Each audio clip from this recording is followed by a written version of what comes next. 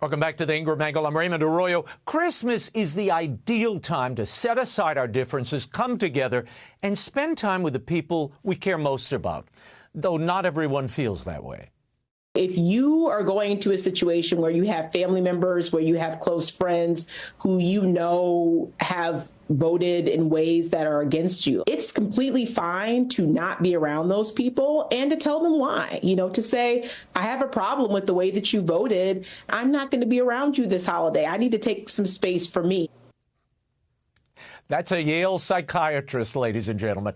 A new survey from the Public Religion Research Institute shows Democrats are about 5 times more likely than Republicans to ditch their family members because of their political views, especially during the holidays. Joining me now is probably the most qualified person in the United States to talk about this topic, Republican strategist, a.k.a. Mrs. James Carville, my pal, Mary Matalin. Hey, Mary, give me your thoughts on this. People allowing ideology to intrude on family unity.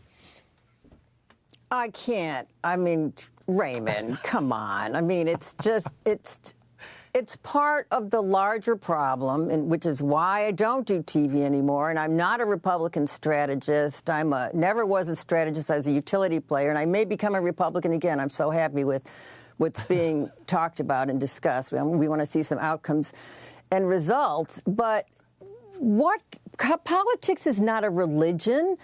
It's like a cult. I bet those people who are saying you should avoid your family at holidays over politics don't have families. And if they do, they must be extremely dysfunctional.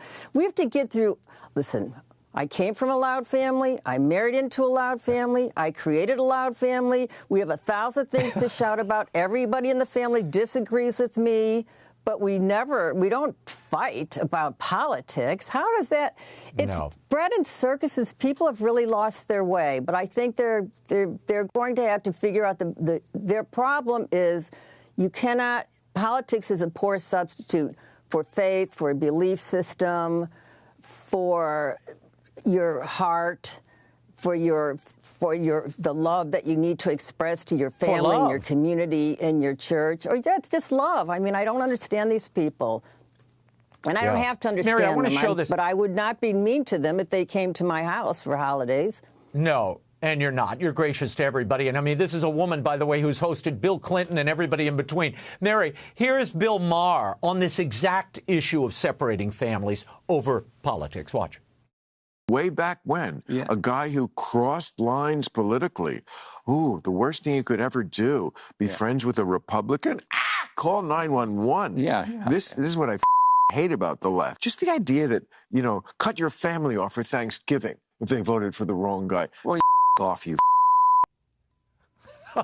Mary, tell me how you do it. I mean, you and James could not be more at odds politically.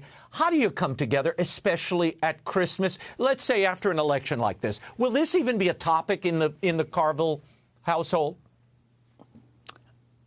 Raymond, you have been at our house. He says hello, by the way, and he says hello. He goes, he's that guy with the beautiful wife. The beautiful wife. She's flawless. That woman is flawless. Well, because, look, we live in New Orleans. We talk about faith and food and football, and there's music. I mean, that's the last conversation anybody wants to have. But I tell you, we do talk about politics, and we're going to be talking a lot about politics in New Orleans. I'm a Federalist. I think that people work best closest to the ground in this kind of environment. And this mayoral contest we have coming up next year, Raymond, you're in. We're dragging you down here. You're going to cover that like white on rice. Okay, that's the kind of politics we talk about when we can be productive. This politics, also, perhaps you haven't noticed that my husband was a little broke with Loke or broke with woke or whatever. And I can't even talk, who wants to talk about that? He's hard enough to talk to anyways. And I say that lovingly. Well, Mary, my love to you and all the Carvilles. Merry Christmas. We'll get together soon. New Orleans is the only place where you can see Mary Matalin, Raymond Arroyo, Donna Brazile, and James Carville all at the same table having a great time. Mary, love you. Merry Christmas. We'll see you soon. Donna's in town this weekend. You'll see her. She's in for the Sugar Bowl. So you'll see Donna for all of this holiday. Sign me up. Sign me up.